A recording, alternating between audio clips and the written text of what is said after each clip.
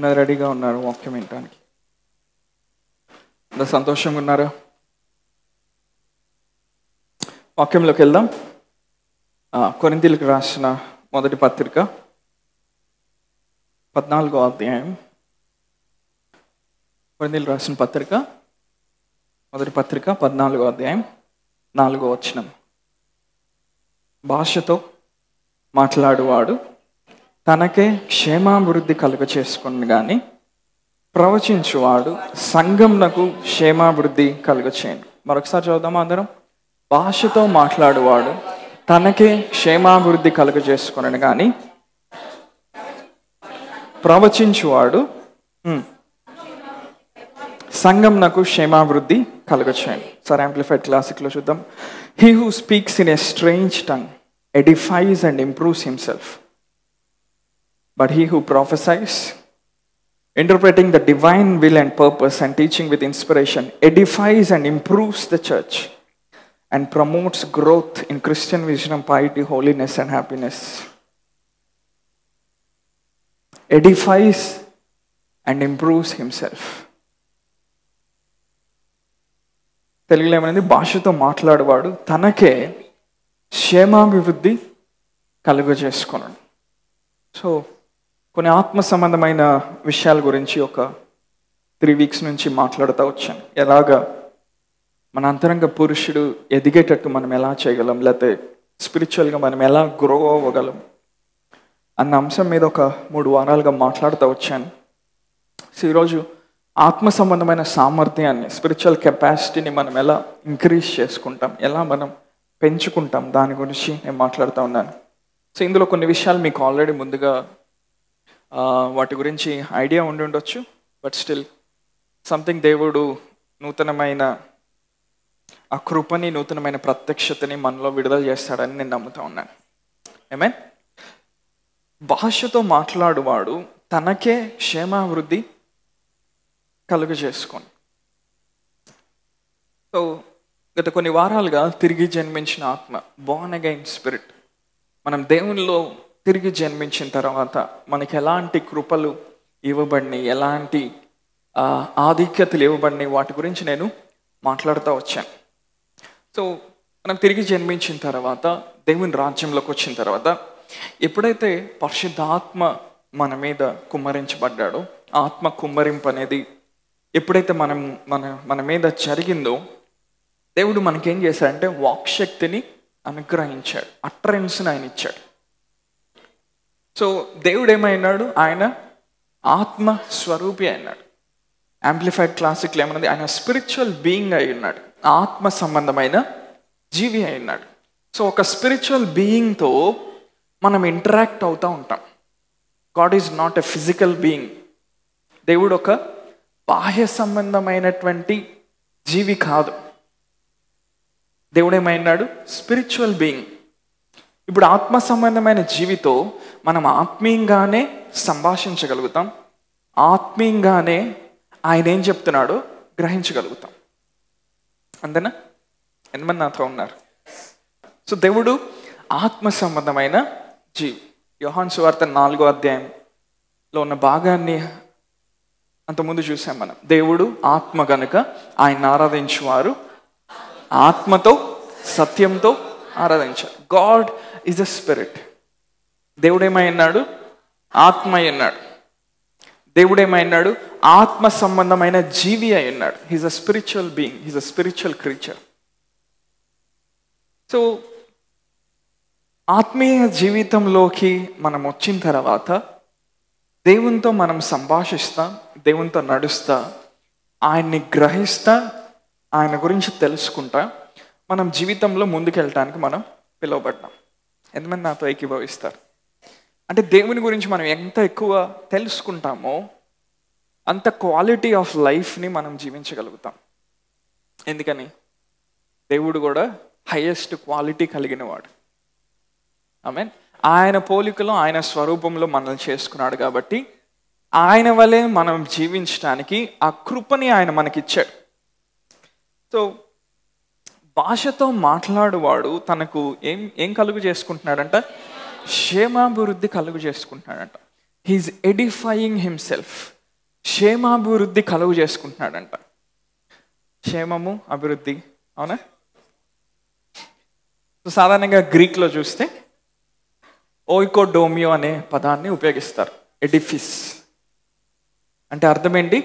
ఒక పెద్ద కట్టడాన్ని నిర్మించడం, ఏ లార్జ్ కన్స్ట్రక్షన్ అన్నమాట. అవునా? ఎంతమందికి పెద్ద కట్టడాలు నిర్మించాలనే ఆశ ఉంది? లేకపోతే ఏం చేయలేం, మీకు కాదు. అవునా? సో ఇప్పుడు ఆత్మలో మనము అంటే భాషలో మనం ప్రార్థన చేస్తూ ఉన్నప్పుడంట మనం ఏం చేస్తూ ఉన్నామంట? ఆత్మీయంగా ఒక పెద్ద కట్టడాన్ని మనం కడతా ఉన్నామంట. హల్లెలూయా. ఎఫెసీ పత్రికలు ఇంకో చోట ఏమైందంటే మనం సజీవమైన రాళ్ళ వల్లే దేవుని యొక్క గృహంగా మనం కట్టబడతా ఉన్నామంట. హల్లెలూయా. ప్రతిసారి ఆ స్పిరిచువల్ లాంగ్వేజ్లో మనం మాట్లాడుతూ ఉన్నప్పుడు ఏం చేయబడతా ఉన్నాం? మనం కట్టబడతా ఉన్నాం. ఉదాహరణకి ఒక ఇల్లు కడతా ఉన్నప్పుడు ఎలాగా ముందు పునాది వేసి తర్వాత అన్ని కట్టేటప్పుడు ఇటుక మీద ఇటుక ఎట్లా పేరుస్తా, అవునా? దాని తర్వాత దాన్ని ఒక సంపూర్ణమైన కట్టడంగా మారుస్తారో దేవుడు కూడా మన జీవితాల్ని ఆయన అలా కడతా ఉన్నాడు. హల్లెలూయా. సో పౌలు కొరింథీయులకు రాస్తే ఏమంటున్నాడంటే, మీరు దేవుని ఆత్మ వల్ల పొందుకున్న భాషలో మీరు మాట్లాడగలిగితే, మాట్లాడటం మొదలు పెడితే మీరు కట్టబడతారు అని చెప్తా ఉన్నాడు. తెలుగులో దాన్ని క్షేమాభివృద్ధి అని ట్రాన్స్లేట్ చేశారు. గ్రీక్లో చూస్తే కట్టబడతారు అని అర్థం. Hallelujah. You are being build up as a large construction. ఒక దేవుని చేత చేయబడేటువంటి ఒక పెద్ద కట్టడం వల్లే మనం కట్టబడతా ఉంటామంట. ఉదాహరణకి ఒక స్కై స్క్రాపర్ని మీరు చూసారనుకోండి, ఒక పెద్ద బిల్డింగ్ని మీరు చూసారనుకోండి, ఒక 100 ఫ్లోర్లు 150 ఫ్లోర్లు ఉన్న బిల్డింగ్. దాన్ని నిలబెట్టే ముందు వాళ్ళు ఏం చేస్తారు? లోతైన పునాది వేస్తారు, సరైన టెక్నాలజీ వాడతారు. అవునా? ఆ పునాది వేసేటప్పుడే వాళ్ళకి తెలుస్తుంది దీని మీద 150 ఫ్లోర్లు కట్టొచ్చా లేదా అనేది, ఆ కెపాసిటీ ఉందా ఈ పునాదికి లేదా అనేది వాళ్ళు ముందుగానే గ్రహించగలుగుతారు. హల్లెలూయా. 1-2 ఫ్లోర్లు చెప్తే మీరు ఈజీగా ఊహించగలుగుతారు. 150 చెప్పాను అనుకో, బుర్జ్ ఖలీఫా చూసారనుకో, లేకపోతే ఈ మధ్య ఇంకో చోట ఇంకోటి కడుతున్నారు, దాని గురించి ఎందుకులే. సో దేవుడు మనల్ని అలానే చేశాడు. 1-2 ఫ్లోర్లుగా దేవుడు మనల్ని చేయలేదు ఎప్పుడు. హల్లెలూయా. నేను భౌతికంగా మాట్లాడట్లా, ఆత్మీయంగా మాట్లాడుతున్నాను. దేవుడు ఒక పెద్ద కట్టడం వల్లే ఆయన మనల్ని కడతా ఉన్నాడు. తన మహిమతో, తన అభిషేకాలతో, తన కృపలతో, తన జ్ఞానంతో, తన సమస్తంతో ఆయన మనల్ని కడతా ఉన్నాడు. హల్లెలూయా. ఎందుకని? ఆయన మహిమని లోకంలో మనము ప్రతిబింబింప చేయటానికి. హల్లెలూయా. ఆయన మన మీద ప్రకాశింపజేస్తున్న వెలుగుని మనం లోకానికి మనం చూపించడానికి దేవుడు ఏం చేస్తున్నాడు? ఒక పెద్ద కట్టడం వల్లే ఆయన మనల్ని కడతా ఉన్నాడు. సో ఆ కట్టడాన్ని కట్టేటప్పుడు ఏం కావాలి? దానికి పునాది కావాలి. ఆ పునాది ఎలా వేస్తారు? ఒక 5 అడుగుల లోతు తీస్తారా? ఒక 5 అడుగుల లోతు తీసి 150 ఫ్లోర్లు వేస్తే ఉంటుందా అది? అవునా? సో అంటే దానికి ఏం కావాలి? లోతైన పునాది కావాలి, చాలా డీప్గా వెళ్ళాలి. సో ఎప్పుడైతే మనం స్పిరిట్ లాంగ్వేజ్లో మనం మాట్లాడుతూ ఉంటామో, భాషలో మనం మాట్లాడుతూ ఉంటామో, దేవుని మర్మముల యొక్క లోతులోకి మనం వెళ్తూ ఉంటాం. హల్లెలూయా. వెళ్ళకుంది ఏమవుతుందంటే మన ఆత్మకి, మన స్పిరిట్కి, లేకపోతే పౌలు ఎఫెసీ పత్రికలో చెప్పినట్టు మన అంతరంగ పురుషునికి, మన స్పిరిట్ మ్యాన్కి కెపాసిటీ అనేది డెవలప్ అవుతూ ఉంటుంది. సామర్థ్యం అనేది పెరుగుతూ ఉంటుంది. ఎంత ఎక్కువ సామర్థ్యం పెరిగితే ఆ వ్యక్తి అంత ఎక్కువగా దేవుని విషయాల్ని గ్రహించగలుగుతాడు, దేవుని శక్తి కలిగి జీవించగలుగుతాడు, దేవుని యొక్క సాక్షిగా అతను జీవించగలుగుతాడు. హల్లెలూయా. అంటే దాని టెక్నాలజీ అంతా ఎక్కడుంది? ఆ వ్యక్తి కట్టబడే దాంట్లో ఉంది. ఎంతమంది నాతో ఉన్నారు? ఎంతమంది నాతో ఏకీభవిస్తారు? అంటే మనము ఆత్మీయంగా కట్టబడటానికి మనం పిలువబడ్డాం అన్నమాట. ఎడిఫికేషన్ అనేది జరుగుతూ ఉండాలి, మనకి క్షేమాభివృద్ధి అనేది జరుగుతూ ఉండాలి, కట్టబడటం అనేది ఏం చేస్తూ ఉండాలి? జరుగుతూ ఉండాలి. సో పౌలేమంటే, కొరింథీ సంఘమా, ఎప్పుడైతే దేవుని ఆత్మ మీకు ఇచ్చిన భాషని ఉపయోగించి మీరు మాట్లాడుతూ ఉంటారు,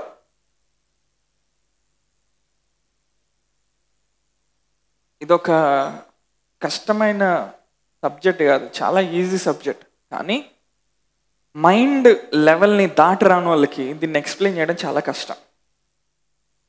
చాలా మందికి ఉండే ప్రాబ్లం ఏంటంటే, అది అర్థం కాకుండా దాన్ని ఎందుకు మాట్లాడతారు.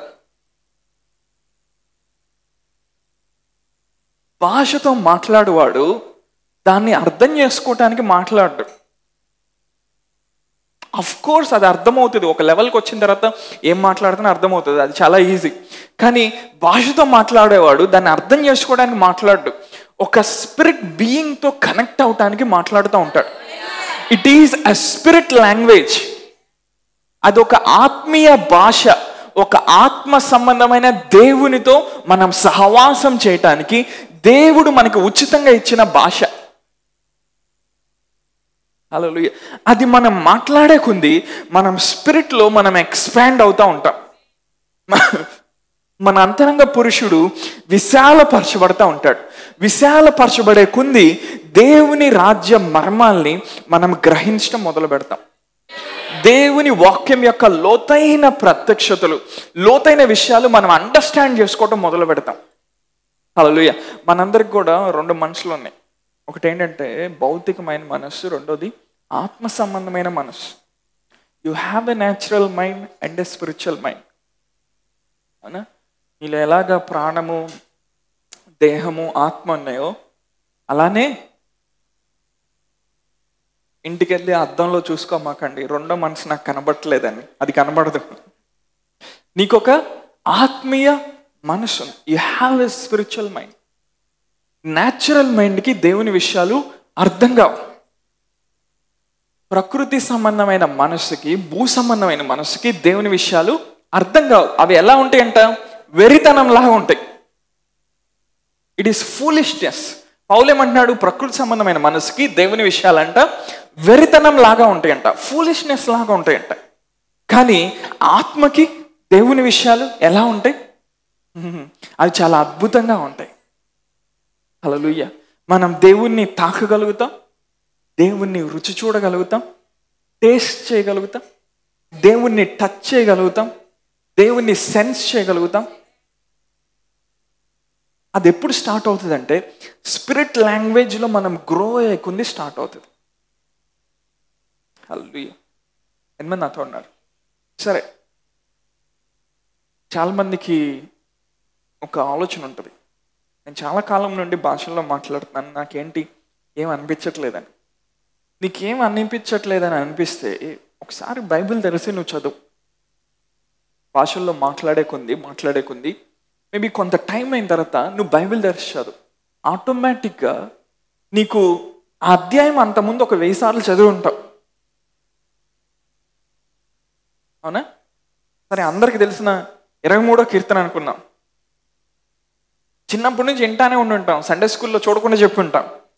The moment you start to pray in the spirit, ఆత్మలో నువ్వు బిల్డ్ అయ్యి ఆత్మలో నువ్వు ప్రార్థన చేస్తా, నీ సామర్థ్యాన్ని పెంచుకొని ఎప్పుడైతే ఆ 23వ కీర్తనను ఓపెన్ చేస్తావో, అంతకుముందు 1000 సార్లు చదివిన దానికంటే ఒక నూతనమైన విషయాన్ని దేవుడు అందులో నుంచి నీతో మాట్లాడుతూ ఉంటాడు.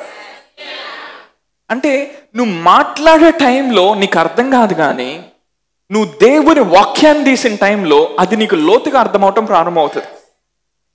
అందుకే పౌలేమన్నాడు, మీ అందరికంటే నేను ఎక్కువ భాషల్లో మాట్లాడతాను. అందుకే 3/4 వంతు నూతన నిబంధన రాయగలిగాడు. ఎఫెసీ 3లో క్రీస్తు యేసు యొక్క జ్ఞానమును గురించిన మర్మము నాలో ఎలా బయలుపరచబడిందో మీరందరూ చూడండి, దాన్ని మీ ఎదుట పెడుతున్నాను అంటున్నాడు. హల్లెలూయా. అంటే దేవుని యొక్క లోతైన విషయాల్లోకి మనం నడవాలంటే కెపాసిటీని మనం డెవలప్ చేసుకోవాలి, సామర్థ్యాన్ని డెవలప్ చేసుకోవాలి. చాలామంది ఆత్మీయ సామర్థ్యాన్ని వాళ్ళు పెంపొందించుకోకుండా, ఇంక్రీజ్ చేయకుండా గొప్ప విషయాల కోసం అడుగుతూ ఉంటారు దేవుని, లేకపోతే గొప్ప విషయాలు జరగాలని ఆశపడతా ఉంటారు. దేవుడు మన జీవితాల్లో కొన్ని కార్యాలు చేయాలంటే మన ఆత్మ సంబంధమైన సామర్థ్యాన్ని ఆయన చూస్తారు. ఈవెన్ అది బ్లెస్సింగ్ అయినా, కొన్నిసార్లు హీలింగ్ అయినా, కొన్నిసార్లు కొన్ని శాపగ్రస్తమైన వాటిలో నుంచి కుటుంబాన్ని వందల సంవత్సరాలుగా ఆపేసిన కొన్ని శాపాల్లో నుంచి మనం బయటికి రావటమైనా, God sees your spiritual capacity. Amen. దేవుడు ఏం చూస్తాడు? నీ ఆత్మీయ సామర్థ్యాన్ని చూస్తాడు. ఆత్మీయ సామర్థ్యము ఎలా పెరుగుతా ఉంది? మన వాక్యాన్ని మనం ధ్యానించే కొంది, ఆ జీవాన్ని, ఆత్మని మన లోపల రిసీవ్ చేసుకునే కొంది, ఆ వాక్యాన్ని మన అభ్యాసంలో పెట్టి నడిచే కొంది, ఆత్మ భాషలో మనం ప్రార్థన చేసే కొంది మనం ఇంక్రీజ్ అవుతా ఉంటాం స్పిరిట్లో. హల్లెలూయా. మనం ఏమవుతున్నాం? స్పిరిట్లో అభివృద్ధి చెందుతా ఉన్నాం, ఎదుగుతా ఉన్నాం, స్పిరిట్లో ఇంక్రీజ్ అవుతా ఉన్నాం. ఎంతమంది మీరు ఎప్పుడైనా భాషల్లో ప్రార్థన చేసినప్పుడు మేబీ 1 గంట లేకపోతే ఒక 45 నిమిషాలు మీరు చేసిన తర్వాత మీకు ప్రశాంతంగా అనిపించింది? ఎప్పుడైనా అనిపించిందా? అనిపించలేదంటే ఆ భాషలో ఏదో తేడా ఉంది. అంటే మాట్లాడే కొంది ఇప్పుడు ఏమవుతుంది? నేను ట్యూన్ అవుతా ఉన్నాను, నా తండ్రి యొక్క హృదయానికి నేను ట్యూన్ అవుతా ఉన్నాను, పరలోక సంబంధమైన విషయాలకి నేను ట్యూన్ అవుతా ఉన్నాను, దేవదూతుల యొక్క ప్రపంచానికి నేను ట్యూన్ అవుతా ఉన్నాను, ఆత్మీయ కోణానికి నేను ట్యూన్ అవుతా ఉన్నాను. అక్కడ నుండి వచ్చే సిగ్నల్స్ని నా లోపల నేను పట్టుకోగలుగుతా ఉన్నాను. భాషలు నన్ను ఏం చేస్తా ఉన్నాయి? కడతా ఉన్నాయి ఆత్మీయంగా. కానీ దాని గురించి తెలియని వ్యక్తి వచ్చి నన్ను చూశాడు అనుకో, నేను మాట్లాడుతున్నప్పుడు ఏమనుకుంటాడు? పిచ్చి పట్టింది అనుకుంటాడు. సో మిస్టరీ ఇదేంటి? దేవుని రాజ్యంలో ఒక powerful mystery, speaking in tongues. నువ్వు మాట్లాడే కొంది ఆ జీవనది యొక్క లోతులోకి నువ్వు వెళ్తా ఉంటావు. హల్లెలూయా. కొన్నిసార్లు నువ్వు మాట్లాడే కొంది ఆ సింహాసనం వద్ద ప్రవహిస్తున్న ఆ స్ఫటికంతో మెరిసే జీవనది యొక్క లోతులోకి నువ్వు వెళ్ళొస్తూ ఉంటావు. కొన్నిసార్లు నేను మాట్లాడే కొంది నా తండ్రి యొక్క హృదయం యొక్క లోతులోకి నేను వెళ్ళొస్తాను. ఈ టైంలో నన్ను ఏం చేయమన్నాడో గ్రహిస్తాను, నా భవిష్యత్తు ఏమైందో నేను గ్రహిస్తాను, నా ఉద్దేశం ఏమైందో నేను గ్రహిస్తాను, నేను జీవితాన్ని ఎలా జీవించాలో నేను గ్రహించడం ప్రారంభిస్తాను. హల్లెలూయా. That is the power of speaking in tongues. Hallelujah. చాలా మంది, ఒక చిన్న విషయాన్ని చెప్తాను, మీరు అభ్యంతరపడినట్టే. చాలా మంది మాట్లాడుతూ ఉంటారు భాషలో, కానీ వాళ్ళకున్న ప్రాబ్లం ఏంటంటే ఆ 1-2 పదాల దగ్గర ఆగిపోతారు. చిన్నప్పుడు స్కూల్కి వెళ్ళావు, అవునా? వెళ్ళలేదా? ABCDలు నేర్పిస్తున్నారు. 3 సంవత్సరాలైనా 4 సంవత్సరాలైనా 5th క్లాస్కి వచ్చినా నువ్వు ABCDనే రాస్తున్నావు అనుకో, ఏంటి సమస్య?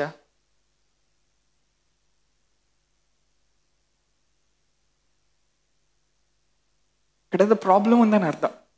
నువ్వు ఎదగట్లా, అక్కడి నుండి నువ్వు నేర్చుకోవట్లా, అక్కడి నుండి నీ మైండ్ ఎక్స్పాండ్ అవ్వట్లా. భాషతో మాట్లాడటం కూడా అంతే. నువ్వు దేవునితో కనెక్ట్ అయ్యేకుంది, దేవుని వాక్యం మీద ఆధారపడేకుంది, వాక్యంలో ఉన్న వెలుగు నీ స్పిరిట్లోకి వచ్చి నీ స్పిరిట్ని ఎక్స్పాండ్ చేసినప్పుడు నీ టంగ్స్ అనేవి ఒక లాంగ్వేజ్ లాగా వస్తాయి. హల్లెలూయా. చాలా మందికి ఉన్న ప్రాబ్లం ఏంటంటే 1-2 పదాలతో బాబా బాబామా అక్కడితో స్టక్ అయిపోయి ఉంటారు. It's a language. అవి వర్డ్స్ మాత్రమే కాదు, అదేంటి? లాంగ్వేజ్. అది భాష. భాషలు ఏముంటాయి? ABCDలు మాత్రమే ఉండవు. పదాలు ఉంటాయి, సెంటెన్స్లు ఉంటాయి, పారాగ్రాఫ్లు ఉంటాయి, పుస్తకాలు ఉంటాయి, గ్రంథాలు ఉంటాయి, టీబీల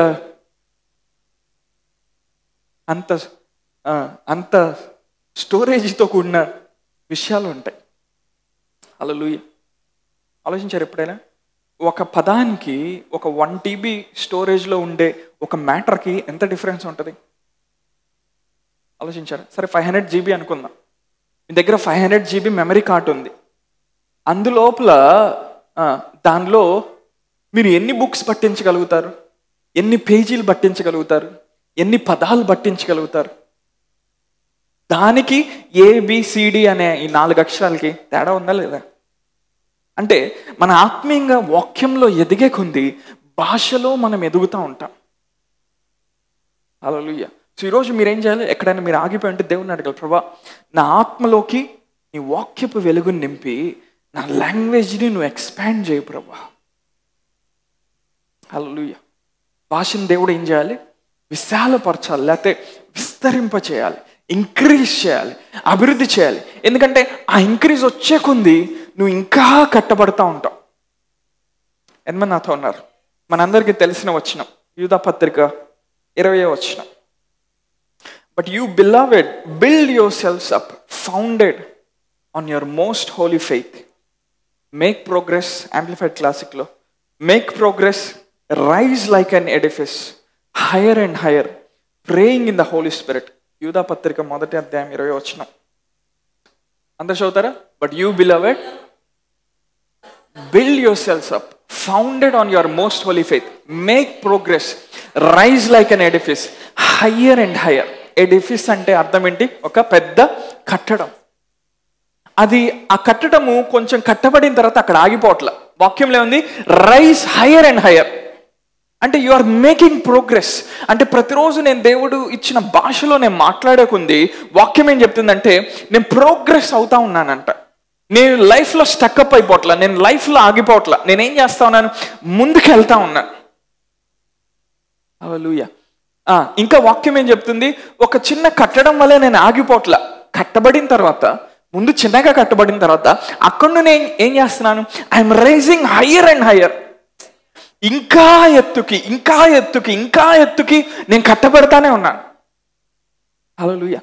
ఇది దేవుని ఉద్దేశం మన జీవితాల్లో, దేవుని యొక్క ప్రణాళిక. ఒకవేళ భాషల్లో మాట్లాడటం మీకు వచ్చి ఉంటే, లేకపోతే మీరు పొందుకొని ఉంటే, అదొక సాధారణమైన విషయం కాదు. హల్లెలూయా. ఎప్పుడైనా దాని గురించి సపరేట్గా మనం మాట్లాడుకుందాం. ఇప్పుడు అన్ని విషయాలు చెప్పాలంటే కష్టం ఉంటుంది కాబట్టి. ఇప్పుడు భాషతో మాట్లాడుతూ ఉన్నప్పుడు విశ్వసించు అతి పరిశుద్ధమైన దాని మీద మిమ్మల్ని మీరు కట్టుకొనుచు పరిశుద్ధాత్మలో ఏం చేయాలంట? ప్రార్థన చేస్తూ. చూసారా ఆ మాటను? చూసారా? మీరు విశ్వసించు అతి పరిశుద్ధమైన దాని మీద మిమ్మల్ని మీరు కట్టుకొంచు పరిశుద్ధాత్మలో ప్రార్థన చేయొచ్చు. కానీ ఇంగ్లీష్లో ఏముంది? Build yourselves on your most holy faith, make progress, rise like an edifice, higher and higher, praying in the holy spirit. చూసారా దేవుడు ఎలాంటి కృపను మనకి ఇచ్చాడు. నేనేం మాట్లాడుతున్నానో జాగ్రత్తగా మీరు క్యాచ్ చేయండి. ఒక ఇంపార్టేషన్ మీ మీదకి వస్తుంది. ఈ మెసేజ్లో ఒక ఇంపార్టేషన్ మీ మీదకి వస్తుంది. అది వచ్చిన తర్వాత చూద్దాం అది మిమ్మల్ని ఏం చేయబోతా ఉంది. దేవుడు మనల్ని కడతా ఉన్నాడంట. కొంత కట్టి ఆయన ఆపేలా, 4 రాళ్ళతో కట్టి, లేకపోతే ఒక 5 అడుగులు గోడ కట్టి ఆయన ఆపేలా. న్యూయార్క్ కానీ హాంకాంగ్ కానీ వెళ్తే స్కై స్క్రాపర్స్ అంటారు. చూస్తే స్కై స్క్రాపర్ అని ఎందుకంటారంటే కింద నుంచి చూసినప్పుడు అది ఎక్కడ వరకైతే కట్టబడిందో ఆ ప్లేస్ని కింద నుంచి పైకి చూస్తే అక్కడ స్కై కనపడదంట. అంటే ఎంత హైట్ కడతారంటే 150 ఫ్లోర్లు 200 ఫ్లోర్లు కట్టినప్పుడు మన కింద నుంచి ఇట్లా చూసినప్పుడు అక్కడ ఆ పార్ట్ వరకు ఆకాశం లేదేమో అనిపిస్తుంది. ఎందుకని? ఈ బిల్డింగ్ ఆ పార్ట్ని కవర్ చేస్తూ ఉంటుంది. అంటే దేవుడు మనల్ని అలా కడతా ఉన్నాడు ఈ భూమి మీద. ప్రతిరోజు ప్రార్థన చేయటం వేస్ట్, టైం వేస్ట్ అనుకుంటారు చాలామంది. లేదు, God is building you up. దేవుడు ఒక మెగా కన్స్ట్రక్షన్గా ఆయన నిన్ను కడతా ఉన్నాడు. ఒక మెగా ప్రాజెక్ట్. హల్లెలూయా. నువ్వేంటి? ఒక మెగా ప్రాజెక్ట్. దేవుడే నిన్ను కట్టాలి. దేవుడు గొప్ప విషయం చెప్పనా? దేవుడు సంవత్సరాలు టైం తీసుకొని మనల్ని కడుతున్నాడు. ఒక ఇల్లు కట్టాలంటే 5 నెలలు 8 నెలలు సంవత్సరంలో కట్టేస్తాం, అవునా? ఒక చిన్న ఇల్లు. కానీ దేవుడు ఏం చేస్తున్నాడు? Is taking years. అంటే ఒకరోజు పరలోకంలో ఆయన సింహాసనం ఎదుట మనం నిలబడినప్పుడు మనం ఎంత అద్భుతంగా ఉంటామో చూడండి. ఎందుకంటే దేవుడు 1 సంవత్సరం కట్ల, 1 నెల కట్ల, 1 రోజులో కట్ల. He took years and years. సృష్టినే ఆయన కొన్ని రోజుల్లో చేశాడు, కానీ నిన్ను కట్టే విషయంలో ఆయన కొన్ని సంవత్సరాలు తీసుకుంటా ఉన్నాడు. Hallelujah. Because you are the effulgence of his glory. ఆయన మహిమ యొక్క వైభవం అంటే దేవునికి ఎంత ఇంపార్టెంట్ ప్రాజెక్టు. నువ్వు చేసే ప్రాజెక్ట్స్ కంటే నువ్వు ఇంపార్టెంట్ ప్రాజెక్ట్ దేవునికి. ఆలోచించారా? దేవుడే తన ఆత్మ నీ లోపల పెట్టి సంవత్సరాలు సంవత్సరాలు సంవత్సరాలు వాక్యాన్ని పంపించి నువ్వు ఆత్మలో ప్రార్థన చేసే కొలది, నువ్వు ఆత్మ విషయాలు ఎదిగే కొద్ది ఈస్ బిల్డింగ్ యూ అప్. ఒక చోట బంగారంతో నిన్ను కట్టి ఉంటాడు, ఒక చోట ఆనిక్స్తో నిన్ను కట్టి ఉంటాడు, ఒక చోట సెఫైర్తో నిన్ను కట్టి ఉంటాడు. అవునా? ప్రకటన గ్రంథంలో ఆ 12 రాళ్ళు మీరు చదివితే ఆ 12 రాళ్ళని అక్కడక్కడ కడతా ఉంటాడు దేవుడు. హల్లెలూయా. అంటే ఒకరోజు మనం ఆయన ఏడ్చే మనం నిలబడినప్పుడు ఎలా ఉన్నామంటే ఆయన జిరాక్స్ కాపీ లాగా ఉంటాం, ఆయన ప్రింట్ లాగా మనం ఉంటాం. అందుకనే పరిశుద్ధాత్మ మన లోపల ఉండి ఆ పని చేయటానికి, ఆ పనిని నెరవేర్తించడానికి ఆయన బాధ్యత తీసుకున్నాడు. దేవుడు ఏం చేస్తా ఉన్నాడు? నేను బిల్డ్ చేస్తా ఉన్నాడు. కొన్నిసార్లు నీకు రోగం వచ్చి నువ్వు మంచం మీద పడుకున్నప్పుడు నువ్వు ప్రార్థన చేస్తున్నావు తెలుసా, దేవుడు నేను బిల్డ్ చేస్తున్నాడు. కొన్నిసార్లు ఎగ్జామ్ ఫెయిల్ అయ్యి ఇంకా నా లైఫ్ అంతా అయిపోయింది అనుకుంటున్నావు తెలుసా, అయినా నువ్వు ప్రార్థన చేస్తున్నావు తెలుసా ఆత్మలో. అప్పుడు కూడా మేబీ నువ్వు భాషలో ప్రార్థన చేస్తున్నావు, రీ గమ్మా షా కదమ్మా, నీకు తెలియదు, ఇదంతా వేస్ట్ అనుకుంటాం. లేదు లేదు, దేవుడు అప్పుడు కూడా బిల్డ్ చేస్తున్నాడు.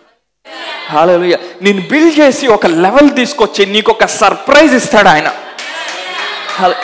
ఆ రోజు నువ్వు గ్రహించగలుగుతావు నేను చేసింది వేస్ట్ అవ్వలేదని. హల్లెలూయా. కానీ ఆయన మనల్ని కట్టడానికి మనం ఏం చేయాలంట, ఆయనకి టైం ఇవ్వాలి. ఆ టైంని మనం ప్రాముఖ్యంగా ఎక్కడిస్తామంటే ఆయన వాక్యం దగ్గర కూర్చున్నప్పుడు, ఆయన సన్నిధిలో మనం ప్రార్థన చేస్తూ ఉన్నప్పుడు. మనకి ప్రార్థన చేయడం కష్టం అని దేవుడు ఈజీ మెథడ్ ఇచ్చాడు. ప్రభు అది కావాలి, ఇది కావాలి, ఇక్కడ బిల్లు కట్టాలి, అక్కడ వెళ్ళాలి, రేపు చర్చ్ ఉంది, అది ఉంది, అయిపోయింది. 4-5 నిమిషాల్లో అయిపోయింది.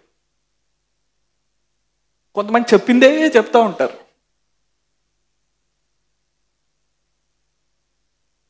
దేవుడు ఏం చేశాడు?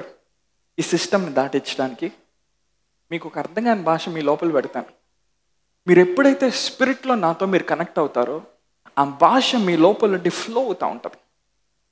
అది వెళ్ళే కొంది అది ఒకరోజు ఒక జీవనది వలె తెరవబడుతుంది ఆ భాష. హల్లెలూయా. అంటే లైఫ్ అనేది నీ లోపలికి వస్తూ ఉంటుంది. క్షేమాభివృద్ధి కలగాలంటే అక్కడ జీవం రావాలి. నువ్వు ప్రార్థన చేస్తున్నావు, దేవుణ్ణి అనుభవించట్లేదు. గంట అయిపోయింది, 2 గంటలు అయిపోయింది, 4 గంటలు అయిపోయింది, 5 గంటలు అయిపోయింది. బయటికి నువ్వు వచ్చి నువ్వేమంటావు? ఇదంతా ఏం లేదు, ఇదంతా బోగస్ అంటావు. కానీ ఆయన సన్నిధిని నువ్వు అనుభవిస్తూ ఉన్నప్పుడు, ఆయన ప్రసన్నతని నువ్వు అనుభవిస్తూ ఉన్నప్పుడు, ఆయన ముఖ దర్శనం నీకు కలుగుతూ ఉన్నప్పుడు, ఆయన వాక్యం నిన్ను ప్రేరేపిస్తూ ఉన్నప్పుడు నీకు తెలుసు ఆయన నిజము, ఆయన ఉన్నాడు, నేను కట్టబడుతున్నానని నీకు తెలుసు. ఈ సంవత్సరం దేవుడు మనల్ని కట్టాలనుకుంటున్నాడు. అంటే మనం మాట్లాడే కొంది ఏం జరుగుతుందంటే మన అంతరంగ పురుషుల్లో మనకి బలం వస్తూ ఉంటుంది, స్ట్రెంగ్త్ వస్తూ ఉంటుంది. బలహీనంగా జీవించడానికి దేవుడు మనల్ని పిలవలేదు. మీరు బలహీనతకు కర్తలు అవుతారని దేవుడు చెప్పలా. అవునా? యెహోవా కొరకు ఎదురు చూచేవారు ఎలా ఉంటారంట? కోడి పిల్ల వల్లే కాలుకి దెబ్బ తగిలి you will rise up higher and higher. Hallelujah. Last year పక్షిరాజు కొంతవరకు ఎగిరింది, ఈ ఇయర్ అలా కాదు. దేవుడేమంటున్నాడు? నీ ఆల్టిట్యూడ్ నేను పెంచుతున్నాను, నీ స్పిరిట్లో నీ హైట్ని నేను పెంచుతా ఉన్నాను, నువ్వు పైకి రా. హల్లెలూయా. మాట్లాడే కొద్ది కొన్నిసార్లు ఏమవుతా ఉంటే పరిశుద్ధపరచబడతా ఉంటాం. నీకు వచ్చే చెడు ఆలోచనలు, చెడు తలంపులు, చెడు ఊహలు అన్నీ టక్ టక్ టక్ టక్ టక్ అని కట్ అయిపోతూ ఉంటాయి. It's a process of circumcision. మనం ఆత్మలో ప్రార్థన చేసే కొంది ఆత్మీయంగా మనం సున్నతి చేయబడతా ఉంటాం. మన జీవితంలో అనవసరమైన అన్ని వాటిని ఎలా వదిలేయాలో దేవుడు మనకి నేర్పిస్తాడు.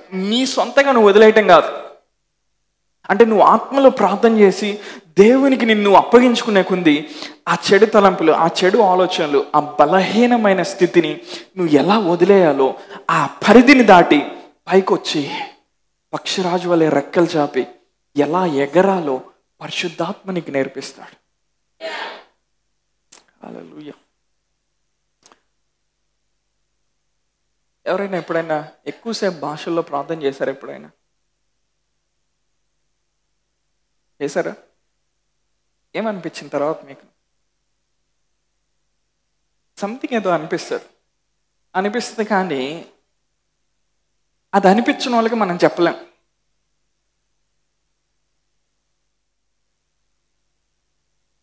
టెన్ అవర్స్ 11 అవర్స్ ప్రార్థన చేస్తే ఎట్లా ఉంటుందో అప్పుడు ఏమవుతాయో అవి చెప్తున్నాను నేను. అంటే నేను అక్కడ దాకా చేస్తానని కాదు, బట్ కొన్నిసార్లు చేయాల్సిన పరిస్థితులు వచ్చినప్పుడు మేబీ చేసి ఉంటాం. అందుకే ప్రార్థన చేసేటప్పుడు ఏసేయమన్నాడు, అందరికి చెప్పి బయట బోర్డు మీద రాసి, అవసరంలా నేను ప్రార్థనా పరుణ్ణి. గొప్ప విషయం ఏంటో తెలుసా, ప్రార్థన చేసే వాళ్ళు ఎప్పుడు చెప్పుకోరు నేను ప్రార్థనా పరుణ్ణి అని. ఎవడైతే చేయడో వాడే చెప్పుకుంటాడు.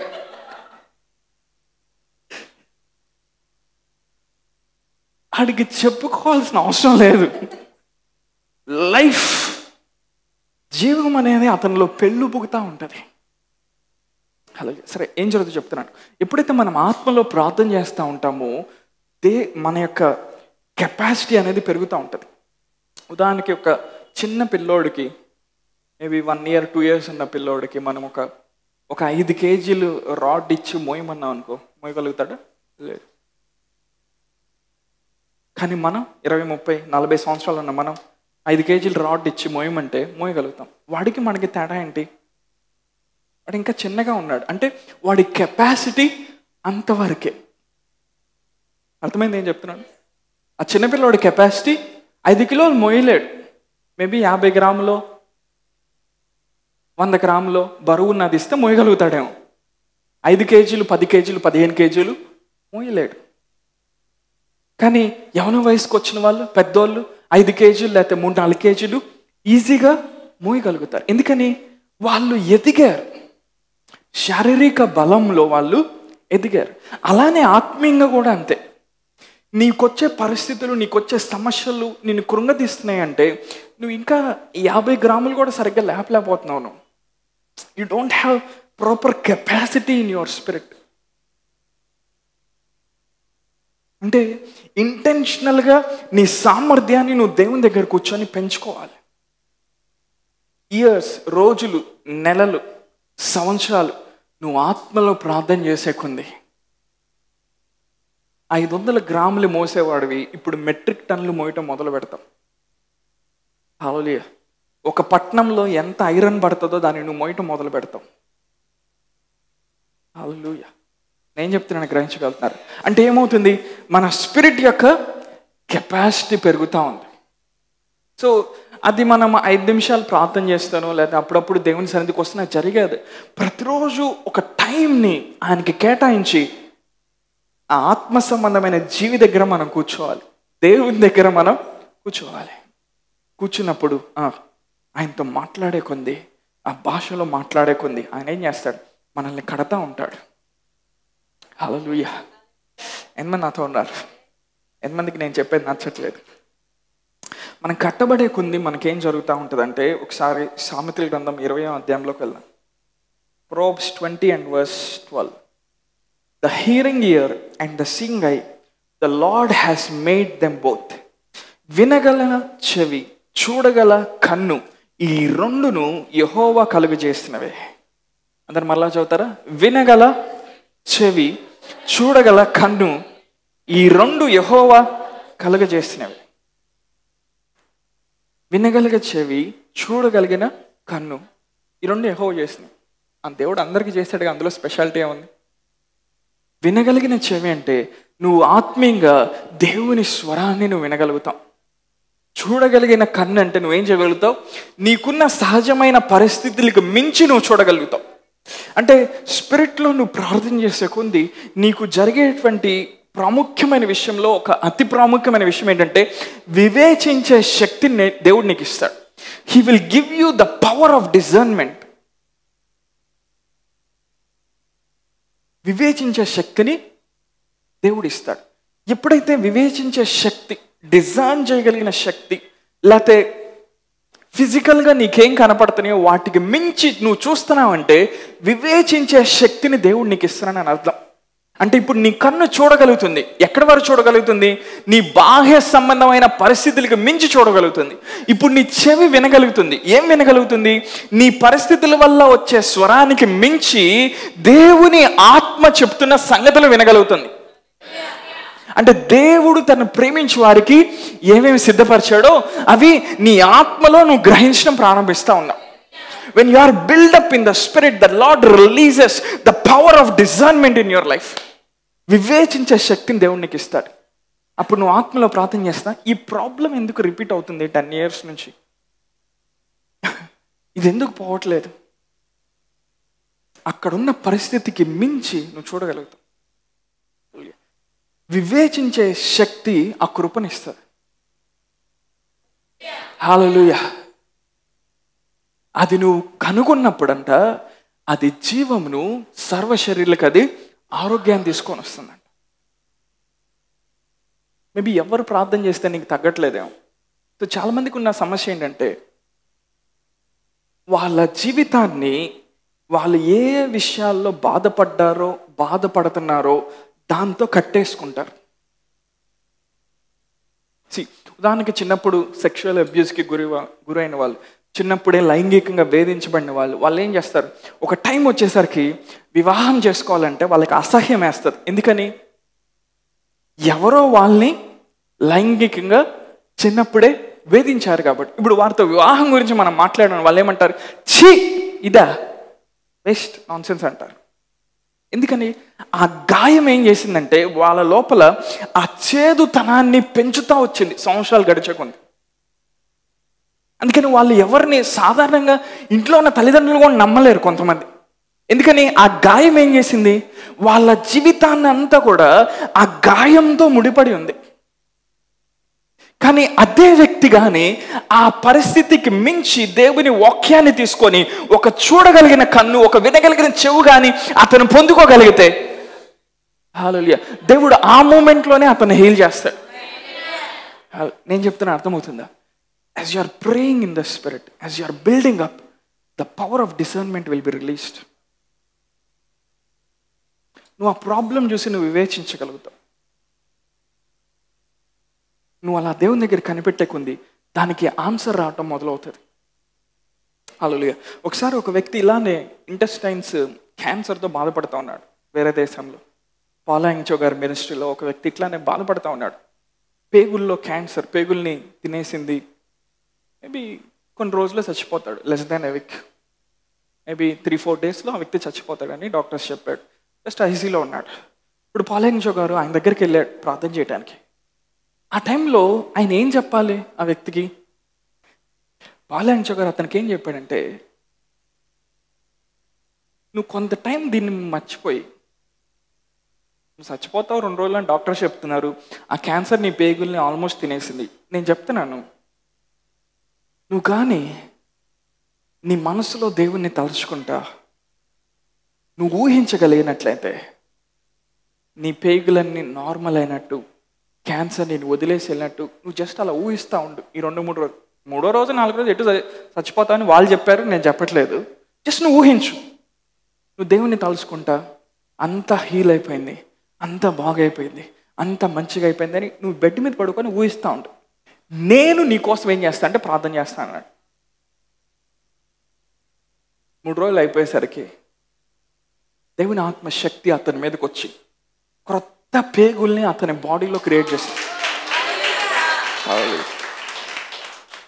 when you are built up, నువ్వు కట్టబడినప్పుడు డిజర్న్మెంట్ వస్తుంది. God is not subject to anatomy. God is not subject to medical theories. God is not subject to your biology. నీ దేహం యొక్క నిర్మాణం ఎలా ఉంది, సైన్స్ ఏం చెప్తుంది, మెడిసిన్ ఏం చెప్తుంది, డాక్టర్స్ ఏం చెప్తారు, దానికి దేవుడు కట్టుబడలేడు. యెహోవా వల్ల ఆయన నాకు అసాధ్యమైనది ఏదైనా కలదా అన్నాడు ఆయన. I am the God of all flesh. సర్వ శరీరుల మీద నేను దేవుణ్ణి. అంటే ఆ శరీరానికి వచ్చే రోగం మీద కూడా ఆయన దేవుడు. ఈ మూమెంట్లో ఎవరైతే వాక్యం వింటున్నారో మీరు ఆల్రెడీ హీల్ అయిపోయారు. Is the God of all flesh.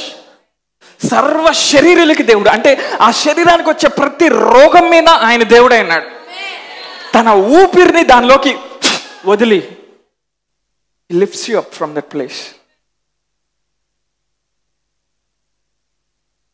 అది ఎనీ డిసీజ్ అయినా నువ్వు ఒక నిర్ణయం తీసుకోవాలి. నీ లైఫ్లో నువ్వు ఎంత సఫర్ అయ్యావో ఆ స్టోరీ మళ్ళీ రిపీట్ చేయటం కాదు. చాలా మందికి ఉన్న ప్రాబ్లం అదే. నేను ఒక్కడినే సఫర్ అయ్యాను. చూసావు ఎప్పుడైనా క్యాన్సర్ హాస్పిటల్కి వెళ్ళి చూసావా జనాలు ఎట్లా సఫర్ అవుతున్నారు? యాక్సిడెంట్లు అయిన వాళ్ళు చూసావు ఎట్లా సఫర్ అవుతున్నారు? ఆ స్టోరీ మనకొద్దు. నేను ఒక్కడనే అబ్యూస్కి గురయ్యాను, నాకో వచ్చింది ఈ రోగం. ఇప్పుడు ఆ స్టోరీని అందరికీ చెప్పుకొని సానుభూతి పొందాను అనుకో, ఏం వర్కౌట్ అవుతాయి. But I need to rise from that place. పౌలేమంటున్నాడు, when you pray in the spirit you will rise higher and higher and higher and higher. ఆ పాముని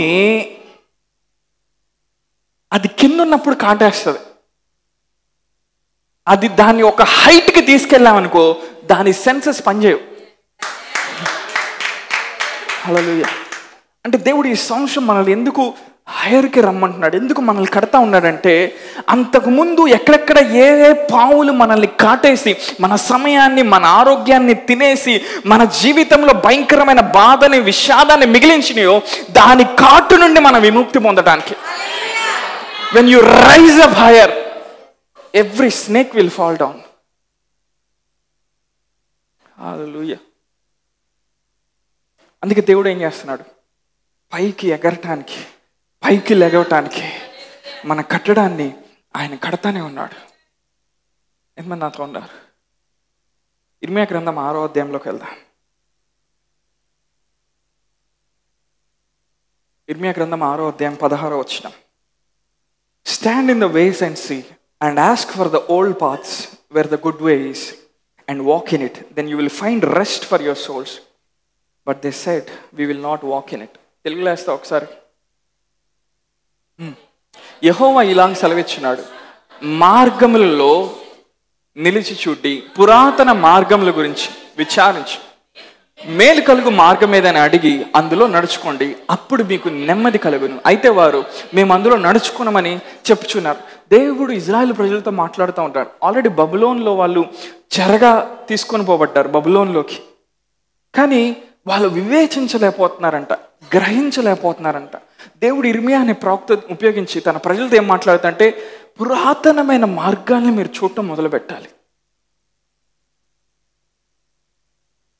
మీరు అక్కడ నిలబడి మీరు చూడటం మొదలు పెట్టాలి. నేనేం చెప్తున్నానో మీరు గ్రహించడం మొదలు పెట్టాలి. ఇజ్రాయెల్ ప్రజలు ఆ టైంలో ఆల్రెడీ బానిసత్వంలోకి వెళ్ళాడు. అక్కడ కూడా విశ్వాసాన్ని కోల్పోయి విగ్రహారాధనలోకి వెళ్తా ఉన్నారు. ఆ డేంజర్లో ఉన్నారు. ఆ డేంజర్ పాయింట్ని వాళ్ళు టచ్ చేస్తున్నారు. అప్పుడు దేవుడు ఇర్మియాని లేపి మాట్లాడతాడు, ఇర్మియా నా ప్రజలు చూడు ఆల్రెడీ బానిసత్వంలో ఉన్నారు, ఇక్కడ కూడా నా బిడ్డలకి గ్రహింపు కావట్లేదని దేవుడు బాధపడితే ఏమన్నాడు, వాళ్ళకి డేంజర్లో వెళ్ళబోతున్నారు ఇర్మియా, నువ్వు వాళ్ళని వార్న్ చేయి, వాళ్ళకి ఒక హెచ్చరికనివ్వు. మరలా పురాతనమైన మార్గాలు అంటే ఏ మార్గాలు అయితే దేవుడు ఎస్టాబ్లిష్ చేశాడో, ఏ మార్గాలు అయితే ఆత్మీయ ప్రపంచంలో తెరవబడి ఉన్నాయో, ఏ మార్గాలు అయితే ఆత్మీయ కోణంలో ఆయన నమ్ముకున్న వారికి దేవుడు తెరిచిపెట్టాడో ఆ ఇటర్నల్ పాత్స్లోకి రావాలి మీరు అని దేవుడు చెప్తా ఉన్నాడు. ఆ మార్గంలోకి వచ్చి చూసినప్పుడు అంట you will find rest for your soul. నీ ప్రాణానికి నెమ్మది కలుగుతుంది అంటున్నాడు దేవుడు. అంటే దేవుడు ఏమంటున్నాడు, మీరు నా వైపు తిరిగితే ఇజ్రాయెల్ ప్రజలారా నేను ఒక వివేచన శక్తిని మీకు ఇస్తాను. అది వచ్చినప్పుడు మీరు ఎందుకు అసలు బానిసత్వంలోకి వచ్చారు, ఇక్కడ ఎందుకు మీరు ఫెయిల్ అవుతున్నారు, నేను మీతో మాట్లాడతాను అంటున్నాడు దేవుడు. హల్లెలూయా. అంటే ఆత్మలో మనం కట్టుబడే కొంది మనం వివేచించే శక్తి పెరుగుతూ ఉంటుంది. అపవాదికి మన వివేచన శక్తి కలిగి ఉండటం ఇష్టం లేదు. నేను చెప్తున్నా అర్థమవుతుందా? నువ్వు ప్రార్థన చేయటం ఇష్టమే, వాడికి ఎంత పట్టించుకోడు. కానీ దేవుని యొక్క అండర్స్టాండింగ్ నీకు వస్తే, దేవుని యొక్క సీక్రెట్స్ నీకు ఓపెన్ అవుతూ ఉంటే వాడు చూసి తట్టుకోలేడు. అందుకని నీ మైండ్ ఏం చేస్తా అంటే ట్రాప్ చేసి ఏదో ఒక విషయానికి నిన్ను బానిసగా చేస్తూ ఉంటాడు. దేవుని వాక్యం మీద లేకుండా, దేవుని మీద నీ మనసు లేకుండా మిగిలిన అన్నిట్లో నువ్వు ఎక్స్పర్ట్. అవునా? ఫోటోలాడటంలో నువ్వు ఎక్స్పర్ట్, ఇంకేదైనా చేయటంలో నువ్వు ఎక్స్పర్ట్, అన్నిట్లో నువ్వు ఎక్స్పర్ట్. అపవాది ఏం చేస్తాడు? మైండ్ లాగుతూ ఉంటాడు. కానీ నువ్వు ఎప్పుడైతే ఆత్మలో ప్రార్థన చేస్తావు, చాలామంది అడుగుతాను నా మైండ్ కంట్రోల్ ఉంటుంది. నేను చెప్తున్నా వినండి, ఎప్పుడైతే ఆత్మలో ప్రార్థన చేస్తూ ఉంటావు నీ మైండ్ స్టిల్ అవటం మొదలవుతుంది, అది నెమ్మదించడం మొదలవుతుంది, అది నిదానించి దేవుని స్వరూపాన్ని చూడటం మొదలు పెడుతుంది. చూడగలిగిన కన్ను, వినగలిగిన చెవు దేవుడు ఈ సీజన్లో మనకు అనుగ్రహిస్తూ ఉన్నాడు. రాబోతున్న వాటిని ముందుగానే చూసి మనం సిద్ధపడతాం. అలానే మన ముందు దేవుడు ఏమి సిద్ధపరిచాడు మన కోసం, వాటిని చూసి మనం సిద్ధపడతాం వాటిలోకి నడవటానికి. హల్లెలూయా. మూడో విషయం జరుగుతూ ఉంటుంది. మనం కట్టబడేటప్పుడు, ఆత్మలో ప్రార్థన చేసేటప్పుడు ఏం జరుగుతుందంటే, ఎప్పుడైతే వివేచన శక్తిని మనం పొందుకుంటామో ఆ తర్వాత దేవుని శక్తిని మనం క్రియారూపంలో చూడటం మొదలు పెడతాం. ఎంతమంది నాతో ఉన్నారు? లూకాసు వార్త 18వ అధ్యాయంలో ఒక విధవరాలు ఉంది. ఆమె రాజు దగ్గరికి వెళ్ళి, అధికారి దగ్గరికి వెళ్ళి అడుగుతా ఉంది. ఆమెకేదో విన్నపం ఉంది, కానీ ఆ అధికారి పట్టించుకోవట్లే. కానీ ఆమె పర్సిస్టెంట్గా అడిగేకుంది, విసుకక ఆమె అడుగుతానే ఉందంట చేయమని. ఇప్పుడు ఏమవుతుంది? రాజు ఆమె గోల్ తట్టుకోలేక ఆమె రిక్వెస్ట్ ఏంటో దాన్ని గ్రాంట్ చేసేసాడు. అంటే మనం కంటిన్యూగా మనం స్పిరిట్లో మనం ప్రేయర్ చేసేకుంది దేవుడు వివేచన శక్తిని ఇస్తాడు. తర్వాత దేవుడు ఏం చేస్తాడు? పరిశుద్ధాత్మ శక్తి మన లోపల నుండి ప్రవహించడం మనం చూస్తాం. ఒక్క వచనం చూపిస్తాను. కీర్తనల గ్రంథం 110వ అధ్యాయం 3వ వచనం. యుద్ధ సన్నాహ దినమున నీ ప్రజలు ఇష్టపూర్వకంగా వచ్చెదరు, నీ యవనుల్లో శ్రేష్ఠులు పరిశుద్ధాలంకృతులై మంచు వలె అరుణోదయ గర్భంలో నుండి నీ ఎద్దరకు వచ్చెదరు. ప్యాషన్ ట్రాన్స్లేషన్లో చూద్దాం. Your people will be your love offerings in the day of your mighty power. You will be exalted, and in the brightness of your holy ones, you will shine as an army arising from the womb of the dawn, anointed with the dew of your youth. In the day of your power, and close, in the day of your power, దేవుని శక్తి నీ లోపల నుండి ప్రవహించే ఆ రోజు నుండి అంట ప్రజలు నీ వద్దకు వస్తారంట దీన్ని సపోర్ట్ చేయడానికి. యాక్చువల్లీ ఈ కాంటెక్స్ట్ దేని విషయంలో చెప్పబడతా ఉందంటే, దేవుడు తన ప్రజల్ని తన శక్తితో అలంకరించినప్పుడు శత్రువులందరూ కూడా ఆ ప్రజలకి సపోర్ట్గా ఫేవర్గా వస్తారన్న ఆ కాన్సెప్ట్ని దావీదు మాట్లాడుతా ఇక్కడ రాయడం జరిగింది. వాళ్ళు ఎలా ఉంటారంట? You will shine as N army. ఉదయాన్నే అరుణోదయమున ఉదయిస్తున్నటువంటి ఒక సైన్యం వలె నువ్వు మారిపోతా ఉంటా ఆయన పవర్ రిలీజ్ అయినప్పుడు. దేవుని శక్తి మనలో ఉండాలన్నా దానికి ఒక కెపాసిటీ కావాలి. నీ జీవితాన్ని నువ్వు కాపాడుకోవాలి, నీ హృదయాన్ని నువ్వు కాపాడుకోవాలి, నువ్వు ఆత్మీయంగా నీ కెపాసిటీని పెంచుకోవాలి. అప్పుడే వచ్చిన దేవుని శక్తి నీ లోపల నిల్వ ఉంటుంది. నువ్వు ఏది పడితే అది చేస్తూ ఉన్నావు, ఎలా పడితే అలా ప్రవర్తిస్తూ ఉన్నావు, ఏది పడితే అది ఆలోచిస్తున్నావు. ఆ శక్తికి ఏమైందంటే ఆ నిల్వ ఉన్న ఆ ట్యాంక్కి ఏమైందంటే చిల్లులు పడి మొత్తం ఎటు పడితే అటు వెళ్ళిపోతాయి. కానీ నీ హృదయాన్ని నువ్వు భద్రం చేసుకున్నప్పుడు, ఆ శక్తి వచ్చి నీ లోపల స్టోర్ అయినప్పుడు, the day of your mighty power, దేవుడు నీ లోపల శక్తిని పెట్టి అది విడుదల చేసే రోజునంట నీ శత్రువులందరూ కూడా నీకు కటాక్షం చూపించడం మొదలు పెడతారంట. That is the power of God. దేవుని శక్తి కేవలం రోగాలను బాగు చేయడానికి, అద్భుతాలను చేయడానికి, కొన్ని మిరకల్స్ చేయడానికి మాత్రమే కాదు. ఈవెన్ నీ శత్రువులందరూ కూడా మేబీ చిన్నప్పటి నుంచి నువ్వు ఎందులో అయితే బాధించబడ్డావు, మేబీ ఫైనాన్షియల్ ప్రాబ్లమా, హెల్త్ ప్రాబ్లమా, మేబీ ఏదైనా అబ్యూస్కి గురయ్యావా, మేబీ నీ హృదయం గాయపడిందా, లేదా ఎవరైనా చనిపోయి నువ్వు భయంకరమైన బాధలో ఉన్నావా, దేవుడు ఏమన్నంటే ఆ శత్రువులన్నిటి యొక్క ఆ దాడి, ఆ ప్రభావం నుంచి నువ్వు పైకి లేచి అరుణోదయం ఉదయిస్తున్నటువంటి సైన్యం వల్లే నిన్ను మారుస్తానని దేవుడు చెప్తా ఉన్నాడు. You will become so strong. Thy people shall be willing in the day of thy power అని ఉంటుంది కేజీవిలో.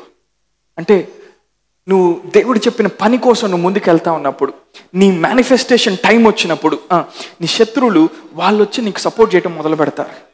మనుషులు నీకు సపోర్ట్ చేయడం మొదలు పెడతారు. ఫ్యాషన్లో ఏమంటుంది అంటే people shall become your love offerings అని ఉంటుంది. మనుషులు వచ్చి నిన్ను బ్లెస్ చేయటం మొదలు పెడతానంట. నీతో గతంలో పోరాడిన శత్రువులు, అవి ఆర్థిక సమస్యలైనా ఎలాంటి శత్రువు అయినా, వాళ్ళు నీతో సమాధానపడి నిన్ను ఆశీర్వదించడం మొదలు పెడతారంట. That is where restoration happens. ఇర్మియా గ్రంథం 30వ అధ్యాయంలో దేవుడు తన ప్రజలతో మాట్లాడతారు. మీరు ఎప్పుడైతే నా వైపు తిరుగుతారో మీ మెడ మీద ఉన్న కాడిని నేను విరిచేస్తాను, ఆ కర్స్ని నేను బ్రేక్ చేస్తాను, ఆ ఫైనాన్షియల్ లిమిటేషన్ని నేను బ్రేక్ చేస్తాను, ఆ డిసీజ్ యొక్క పవర్ని నేను బ్రేక్ చేస్తాను, మీ కుటుంబంలో ఉన్న ప్రతి శాపగ్రస్తమైన కాడిని నేను విరగొడతాను. మీరు అక్కడి నుంచి పైకి వెళ్తాం మొదలు పెడతారు. ఇంకా కింద వచనాల్లో మేబీ 16వ వచనం, ఆ వచనాల్లో 30వ అధ్యాయం ఇర్మియా గ్రంథం ఆ భాగంలోకి వచ్చేసరికి నిన్ను మింగి వేస్తున్న వారిని నేను మింగేస్తానంటాడు దేవుడు. హల్లెలూయా. ఎంతమంది నాతో ఉన్నారు? నిన్ను మృంగు వారందరూ మృంగివేయబడదురు, నిన్ను బాధించు వారందరూ ఎవరినూ తప్పకుండా చెరలోనికి పోవుదురు, నిన్ను దోచుకొని వారు దోపుడు సొమ్మొగదురు, నిన్ను అపహరించు వారందరినీ దేవుడు సొమ్ముగా అప్పగించేదని, దోపుడు సొమ్ముగా అప్పగించేదని. వారు ఎవరినూ లక్ష్య పెట్టని సియోననియు వెలివేయబడిందనియు నీకు పేరు పెట్టుచున్నారు. అయితే నేను నీకు ఆరోగ్యం కలుగజేసేదను, నీ గాయములు మాన్పేదను. ఇదే యెహోవా వాక్కు. యెహోవా ఈ మాట సెలవిచ్చున్నాడు. యాకోబు నివాస స్థలములను కరుణించి వాని గుడారములు నేను చెరలో నుండి రప్పింతును. అప్పుడు పట్టణము దాని కొండ మీద కట్టబడును. జనులు తక్కువ మంది కాకుండా నేను వారిని విస్తరింపజేసేదను, అల్పులు కాకుండా నేను వారిని గనులుగా చేసేదను. దేవుడు ఇజ్రాయెల్ ప్రజలతో మాట్లాడతాం. మీరు కానీ నా వైపు తిరిగితే మిమ్మల్ని చెరలో నుంచి విడిపించడమే కాదు, కొండ మీద మీ పట్టణాన్ని నేను కట్టిస్తాను. అంటే ఇజ్రాయెల్ ప్రజల్ని ప్రపంచంలో ఉన్న దేశాలందరూ చూసినప్పుడు వీళ్ళు దేవుని ప్రజలు, వీళ్ళ మీద దేవుని యొక్క ఆశీర్వాదం ఉంది, వీళ్ళ పక్షంగా దేవుని శక్తి పనిచేస్తుందని రుజువయ్యేటట్టు నేను అందరికీ చూపిస్తానంటున్నాడు దేవుడు. ఇప్పుడు ఇజ్రాయెల్ బబులోన్లో బానిసలుగా ఉన్నప్పుడు. అంటే దేవుడు ఏం చేస్తున్నాడు? ముందు వివేచించడం వాళ్ళకి నేర్పిస్తూ ఉన్నాడు ఇజ్రాయెల్ ప్రజలకి. ఎందుకు ఇలా జరుగుతుంది, ఎందుకు ఈ బానిసత్వంలో ఉన్నాం, ఎందుకు ఈ పరిస్థితుల నుంచి బయటికి రాలేకపోతున్నాం అని ప్రవక్త ద్వారా మాట్లాడి దేవుడు ఏమంటున్నా అంటే నా పవర్ని నేను మీద రిలీజ్ చేస్తున్నాను. I want to show my power to you. మీరు ఎట్లా బానిసలుగా వెళ్ళారో అట్లా బయటికి తీసుకొని రావటం కాదు, నేను మిమ్మల్ని ఒక రేంజ్లో డెవలప్ చేస్తాను. అది ఎలా ఉంటుందంటే కొండ మీద నేను నీ పట్టణాన్ని తిరిగి కడతాను, మీలో అల్పులైన వారిని నేను గనులుగా చేస్తాను అన్నాడు దేవుడు. దేవుడు ఇజ్రాయెల్కి అంత స్పష్టంగా ఆయన మాట్లాడుతూ ఉన్నాడు. ఎందుకంటే ఎప్పుడైతే వాళ్ళు దేవుని వైపు తిరుగుతారో దేవుడు తన శక్తిని వారికి రుజువుపరచబోతా ఉన్నాడు. When you are build up in the spirit, you know నీ మేనిఫెస్టేషన్ టైం ఒకటి ఉంది. మీ ఇంట్లో ఎవరు, మీ ఫ్యామిలీ లైన్లో గత 100 సంవత్సరాల్లో ఆ లెవెల్ దాటి ఎవరు పైకి రాలేదా? ఫైనాన్షియల్గా, హెల్త్ పరంగా, కమ్యూనిటీ పరంగా, ఇన్ఫ్లుయెన్స్ పరంగా, పేరు పరంగా, ఏదైనా అవచ్చు. దేవుడేమంటున్నాడు, నా శక్తిని విడుదల చేసిన రోజున మీలో అల్పులైన వారిని నేను గనులుగా చేస్తాను, మీ పట్టణాన్ని నేను కొండ మీద కడతాను అంటున్నాడు దేవుడు. ఆత్మలో ప్రార్థన చేసే కొంది, మనం సామర్థ్యంలో కట్టబడే కొంది, ఆత్మీయ సామర్థ్యం పెరిగే కొంది ఒక్కొక్క ప్రత్యక్షత మనకి తెరవబడతా ఉంటుంది. యేసుప్రభువు నూతన నిబంధనలు ఏమన్నారు? మీరు లోకానికి వెలుగై ఉన్నారు, కొండ మీద ఉన్న పట్టణము మరుగై ఉన్నారు. దేవుడు ఆ గ్రేస్లోకి ఆయన మనల్ని తీసుకొని వస్తా ఉన్నాడు. మీరు ఎక్కడ ఉన్నారు అక్కడ కళ్ళు మూసుకొని